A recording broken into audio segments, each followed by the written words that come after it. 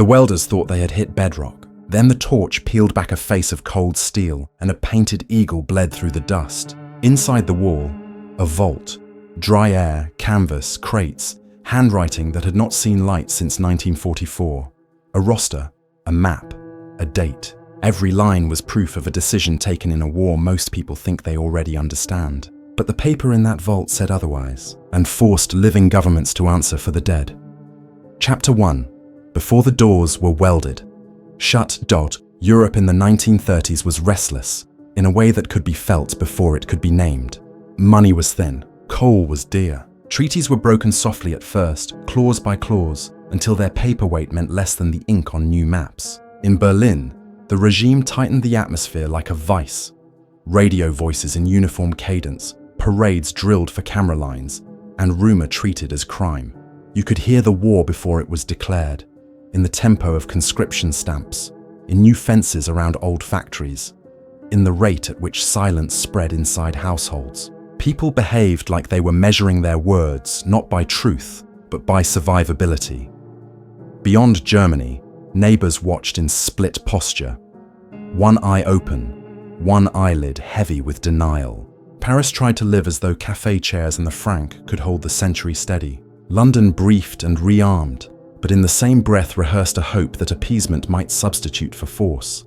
Moscow hardened under its own terror, feeding steel and doctrine into an army whose loyalty was proven with blood, long before it ever met a foreign enemy. Washington hovered oceans away, loud in rhetoric, slow in teeth, still half convinced that oceans would police history for them. Inside Germany, the regime moved from the visible to the architectural, replacing open pressure with cold geometry of command. Ministries metastasized, new directorates annexed old ones. Budgets were routed through innocuous names: improvement, hygiene, supply, frontier sanitation. Every euphemism bought time and cover. Engineers found themselves designing things they were not allowed to name. Clerks typed numbers they were forbidden to read aloud. Doctors signed forms that had no diagnosis line, only a destination line. The SS built its own vertical state: property, transport, research, courts, a bolt-on sovereignty that did not depend on parliament, only on fear. In the countryside, gendarmes and party men arrived with clipboards and geometry, measuring barns, cataloguing heads of livestock, relisting families not as neighbors, but as ratios. The country was being re-described in a grammar of war before any shot. Yet street life tried to pretend. Trams ran, schools opened, people married, Christmas windows were lit. That is how pre-catastrophe years often feel to those living inside them. Like normal life with a thin metallic taste at the back of the tongue, a knowledge that can't quite be spoken without consequence. Diaries from the period carry it. Short entries, abrupt stops, phrases cut mid-line as if the writer heard boots on the stair. Meanwhile, science and the military fused in new ways. Laboratories became instruments of policy, not only to build weapons but to model the human body itself as a substrate for state power. Endurance, heat, cold, pressure, wounds, panic, obedience. The files that would one day be welded behind steel did not begin as crimes. They began as memos, logbooks, requisitions, banal entries with a terrible future implied between their lines. Borders thickened. Paper became weapon. Visas, blood laws, work cards, exit stamps, all devices to resort the population before moving it. Railroads rehearsed capacity tables the way artillery rehearsed arcs of fire. Tonnage, dwell time, throughput, slack. Europe was being procedurally prepared for a heat that had not yet arrived. Ordinary people developed coping postures. Some trimmed their vocabulary to survive. Some looked down at shoes when names were read. Some fled early while the border was still porous. Most stayed, tethered by aging parents, property, hope, or the inertia of not knowing where else life could restart. Past wars had ended. Perhaps this wave would crest and recede too. History had trained them to normalize too soon. Leadership circles moved with cooler intent. In cabinet rooms, maps lay open not to admire rivers, but to cut them. Planners worked in conditional verbs: when, not if; take, not ask. The regime believed time was an exploitable weapon. Move faster than foreign electorates can react. Revise borders in weeks. Force democracies to argue in months. It worked, until it didn't. At street level, the soundscape changed before the skyline did. More boots than bikes, more whistles than bells, more factory horns blowing at hours that made no civic sense. Smoke from plants known for peacetime goods began carrying the sharp smell of alloy. Rail sidings filled at night. Wagons were tarped. Inside those sheets sat the first irreversible decisions of the decade.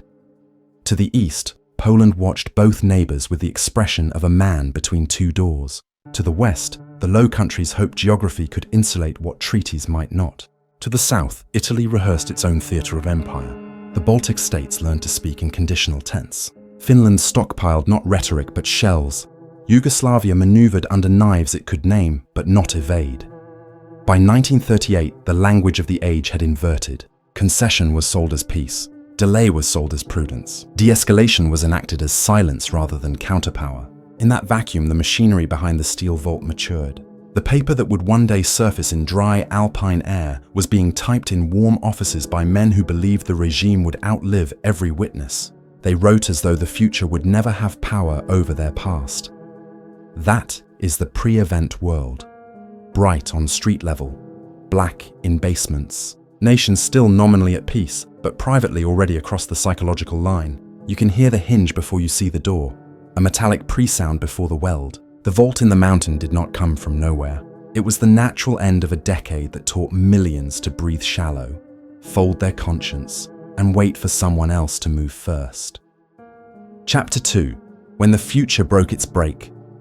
Preparation for war did not open with a trumpet. It opened with paperwork, with lines altered in budgets, with warehouses being relabeled under harmless codes. The decision to lean into war was made long before any public ultimatum. It lived first in verbs on internal minutes: expand, requisition, accelerate.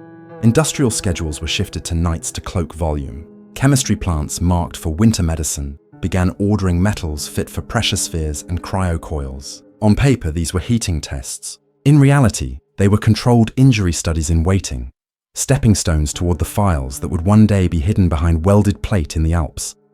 Military staffs across Europe slid from peacetime posture to the grammar of net dominance. If the next war was fast, the first mover would own the calendar.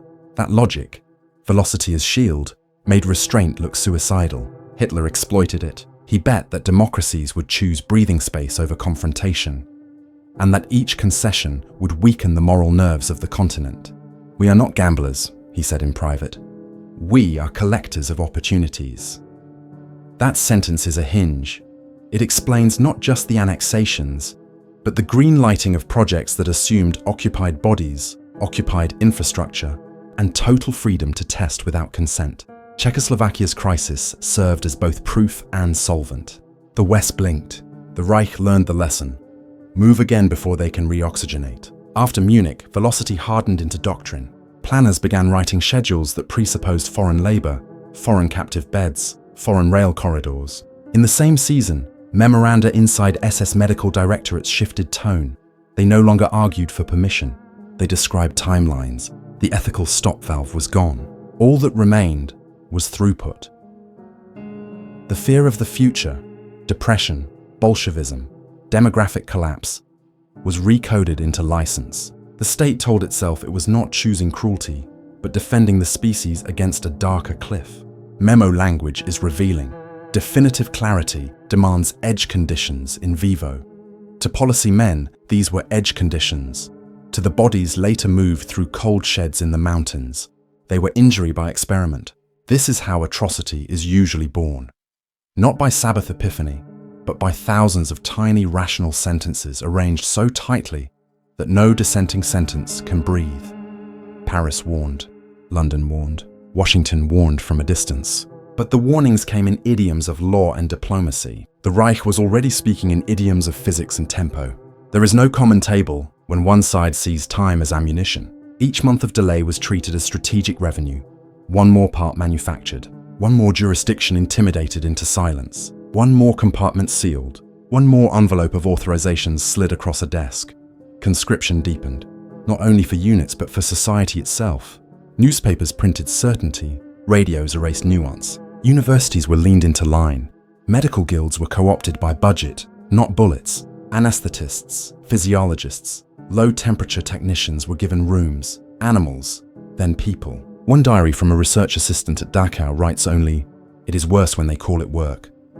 That sentence could serve as epitaph for the entire decade. To many Germans, the escalation was not visible as escalation. Price controls stabilized shelves, autobahns promised motion, unemployment cratered. The regime delivered what Weimar could not: rhythm. Rhythm can feel like salvation until you learn what it is synchronizing you for. By the time the rhythm synchronized with troop movement, most people lacked both legal tools and psychological counterposture to refuse. Over the borders, other governments reacted in the wrong key. They tried to deter by concession. They assumed a rational ceiling, that the regime would stop at some satisfying frontier. But velocity has no ceiling. Predator logic tells itself, if you stop, you die. And so the hinge turned again, the invasion of Poland. Once the Wehrmacht drove east, the war that had existed only in paperwork acquired heat, noise, blood, and logistics on continental scale. The laboratories inside the Reich read that as the final clearance. Their inputs, bodies, prisoners, test domains, would now scale automatically with conquest. In the first autumn of war, sealed trucks began moving between camps. Airbases, hospitals, and mountain depots under cover codes. Railway clerks were told to treat some consists as fog loads, to be recorded as present without descriptive field. Those fog loads are the logistical ghosts behind the Alpine Vault. The crate numeration found in that glacier wall traces straight back to the first winter of war, when capture and cold converged in policy. Poland burned. Britain stood in. France fell. With each collapse, the regime's internal governors came off. In a note to Himmler in 1940, a project head wrote, "The horizon is now total." That phrase matters. Once a power believes the horizon is total, all internal brakes are redefined as drag. That is the philosophical moment when what was once unthinkable becomes merely an engineering challenge. Civilian Europe lived the change in noise, not theory, sirens, not bells, ration cards, not menus, summons, not invitations. But inside sealed rooms with blackout paint on the windows, a different layer of war was underway. A war of tables, tubes, clamps, thermocouples, and clipboards. It had no front line. Its geography was administrative, not territorial. The men in those rooms wrote as if their notebooks would never surface. They wrote as if the century would stay theirs. They miscalculated. Metal corrodes, regimes die, rock moves, ice shifts, welds fatigue. One day a boring head touches steel and the future touches the past. But in 1940-41, when the Vault files were created, the authors believed they were writing into permanent dark. That belief, impunity at geological timescale, is the deepest fuel of atrocity. And it is why, when open conflict exploded, the secret conflict raced in parallel under it, fed by the same rails, protected by the same fear, timed to the same drum that was marching armies across borders. Thus, the run-up to open war is not merely the road to invasion, it is the fabrication of secrecy architectures designed to outlive the shooting. Chapter 2 closes at that inflection. The moment velocity hardened into worldview, and the welding of the future began in the dark. Chapter 3 the wall that wasn't a wall. They were not looking for history, they were looking for load paths and water ingress before tearing the duplex down to joists. Midday, midweek, plaster dust in the stairwell, and a Bluetooth speaker humming in the next room. The crew lead tapped the inner withe of brick with a hammer and heard the wrong note, solid but hollow behind it. The bore cam could not penetrate the bond, so they took a belt saw to the coursers. When the fourth brick came free, the light hit metal. Not pipe, not beam, a dull anodized binder edge with a clamp hole. The room fell quiet with the simple animal stillness people get when the present collides with something that has no business still being here.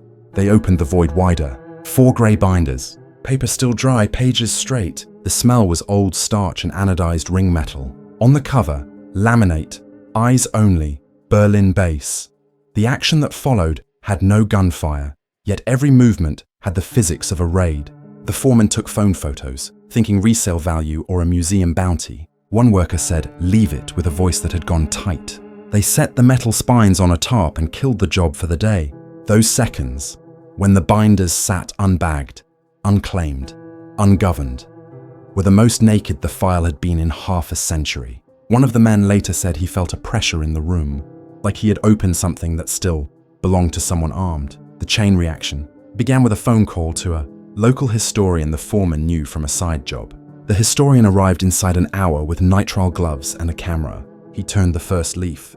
Page ruled in green pencil. Dates, sums, hand signatures and agency block caps. He flipped to the back, saw the red diagonal crossouts and the scalpel lift scars where entire recipient rows had been excised. He did not breathe for several seconds. He had filed FOIAs on laminate for years. All came back, no responsive records. The phone in his hand shook. He told them to stop, to not post anything, to not text. Too late. One worker had already sent a binder photo to a cousin with no caption, just metal rings and a code word. Within hours, the image circulated through group chats like a radioactive coin. The story walked on its own legs, the way live secrets do when they sense air for the first time. By sundown, a black sedan idled across the street. Unmarked, engine warm, two silhouettes not talking. A neighbor filmed them from behind lace. The historian went home and printed every frame he had shot onto paper, then wiped his camera card to 0. He did not trust electrons against a state that had once built the ledger he was holding. That night he could not sleep. Every headlight on the street sounded like intent. The next morning, 2 men in suits without badges, but with lawyer diction, arrived at the site.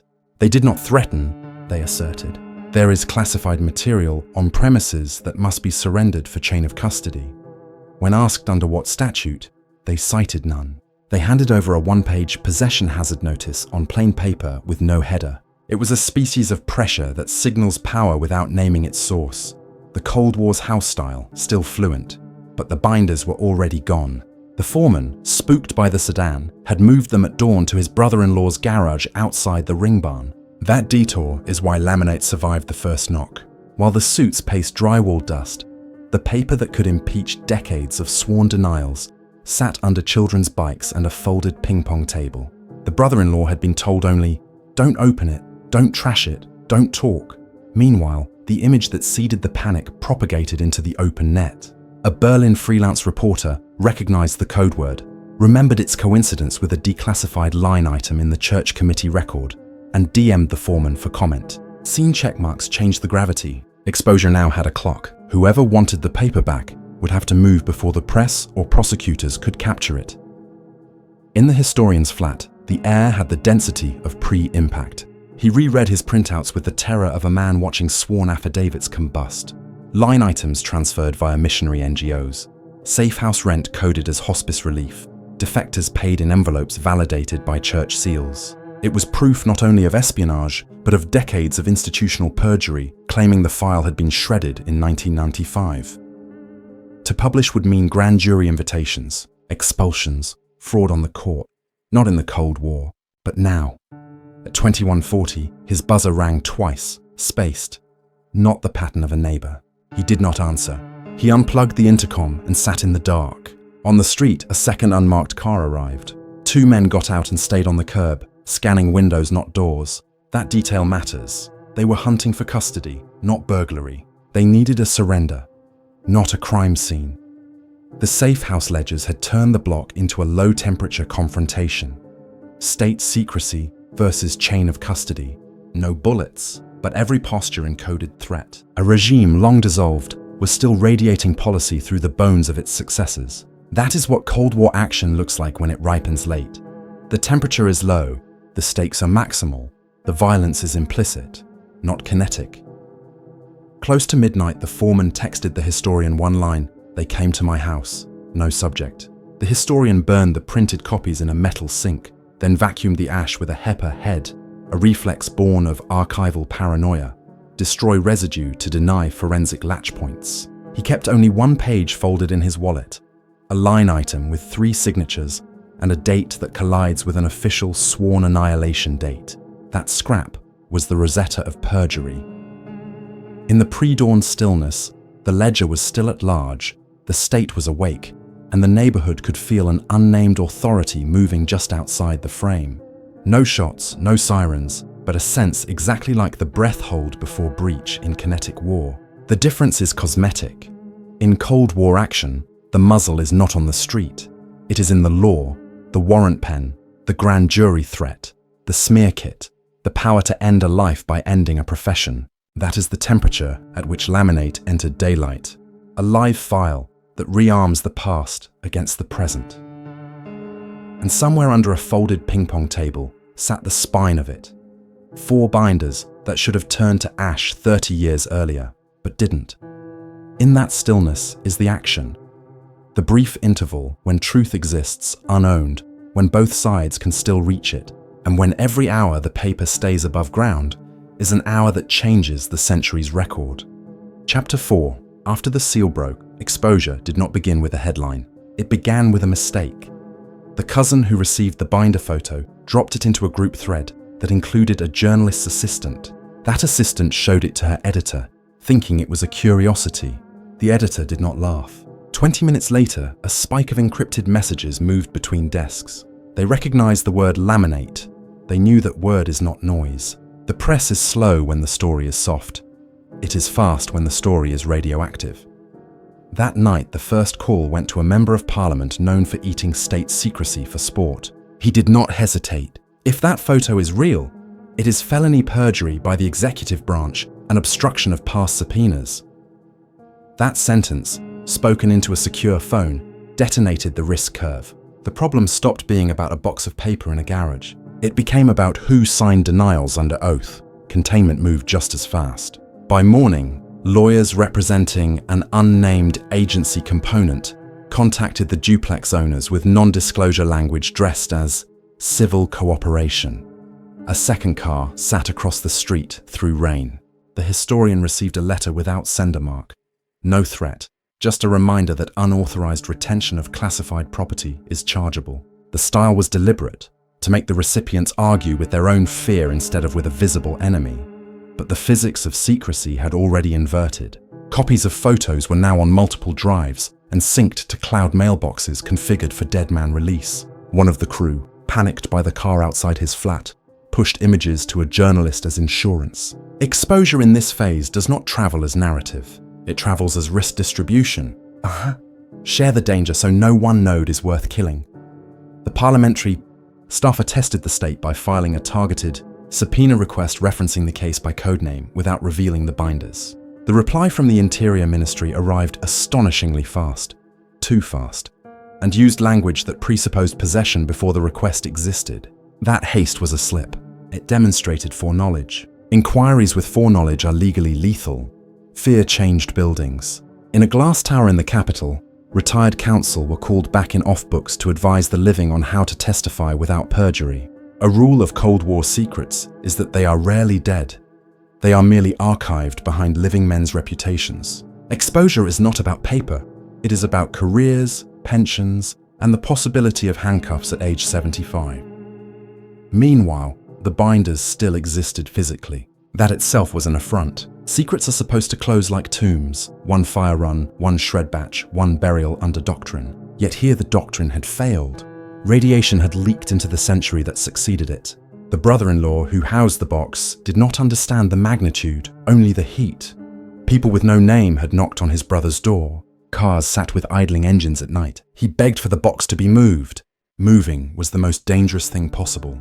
Motion invites tailing, yet inertia would invite seizure. After midnight, they relocated anyway, wrapping the binders in contractor trash and staging them in a self-storage unit under a false lease. The act had the feel of burying ordnance. Then the press fired the first round. Not publication, but signal. A front-page broadsheet printed a one-column teaser. Decommissioned Berlin property yields materials allegedly linked to suppressed Cold War finance stream. No photos, no codes, no details, just enough to force agencies to choose a public posture. The government replied with a short denial. No records of such a program exist. That sentence became die-cast evidence because the paper existed. The denial and the page were now in collision. Whistle channels opened. Within 48 hours, an ex-missionary staffer, now elderly, wrote via legally shielded counsel that he remembered fund envelopes routed through church logistics on instruction from American officers in the exact window covered by the binders. That is how exposure escalates. Not because paper is persuasive, but because paper gives frightened witnesses a spine. The most dangerous thing for a cover-up is not proof. It is proof plus a human voice that confirms the pattern. Markets noticed. A defense contractor named in one ledger line as cover for rent reimbursement dropped 4% on rumor alone. That price dip triggered disclosure requirements. Disclosure triggers auditors. Auditors trigger subpoenas. Subpoenas create sworn exposure, and sworn exposure is the enemy of every black program that ever lived. The state had a choice: litigate and risk discovery, or neutralize before litigation. Neutralization options in democracies are subtle. Not bullets, but process. Discredit, stall, declare jurisdictional bar, bury in national security privilege. All of those were attempted at once. The prime lever used was classification. The ministry issued a sealed order instructing courts to treat any documentary reference to the code word laminate as national security material independent of age. That order should have ended the story. Instead, it provoked a constitutional challenge from the parliamentary member whose office already held copies in escrow. He stood at a lectern and said, "You cannot classify perjury retroactively." That sentence changed the frame. The frame was no longer espionage, it was state integrity. Families of defectors named in redacted cables wrote open. Letters asking whether their relatives had been coerced and whether pensions and asylum promises had been laundered through church coffers. Suddenly, the moral flaw was in play. Secrets rot fastest when families start asking questions the state cannot answer without conceding guilt. International spill followed. London papers ran angles about joint envelopes laundered on their soil. Warsaw acknowledged archival parallels. The story left jurisdiction. Once a secret lives in multiple sovereignties, suppression by one is arithmetically insufficient. By the second week, a prosecutor in a federal circuit moved ex parte to secure the physical binders under court custody before the executive could seize them. That motion, still under seal, is the first act of state that treated the paper as evidence rather than property. Once evidence attaches, the era of quiet ends. Men who thought they had outlived their signatures now face the possibility that history had not expired. That is the texture of aftermath when exposure wins. Nobody shouts, no flags change, but oxygen returns to the facts. Threats lose their edge because they arrive after distribution, not before. The secret is no longer a hostage, it is a spill. And the remarkable thing about the laminate aftermath is this: the state did not lose control in one blow.